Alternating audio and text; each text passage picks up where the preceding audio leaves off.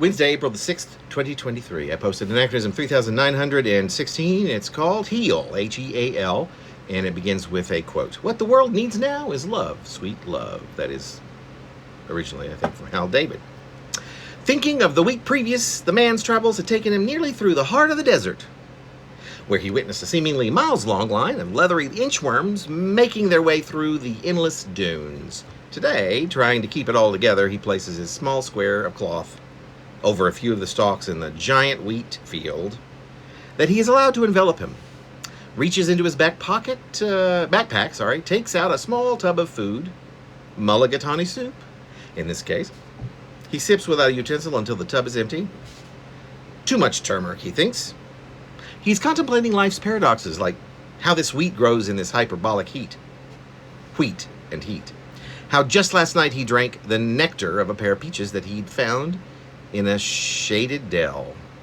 His travels have not exactly been random, much as it might appear, even in his delusions, the red flags that appear all too often of late. He knows the sun is setting too slowly, but the delusions have made him drowsy. He removes the pipe from his bag, realizing briefly the irony of the notion of quelling his delusions by smoking from the few remaining embers of Tangerine Dream. He places himself squarely within the Milky Way in hopes of more irony. Settling his senses, becoming a bit more grounded as sleep inevitably comes, he dreams of the cliff dwellers with whom he spent weeks earlier. Was it really the winter? Seasons are such useless bits of nostalgia, he thinks. He sings as he slips into a dream in which he is in a vast and scorching emptiness, wearing tattered clothing, dripping in sweat, and having nothing else in his possession but a wishbone, which turns out to be the only representative as he tries to break it, as if only the good luck might prevail over the hand that holds that shorter end. It won't break.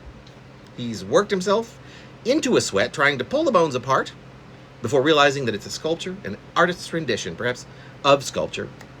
When he awakens finally in the heat of the night in the middle of the field of wheat, standing still for lack of any breeze with which the tall stalks can commingle, he has in his hand the wishbone sculpture. He will never know this, but it is sculpted entirely from stone that had been stolen from the moon.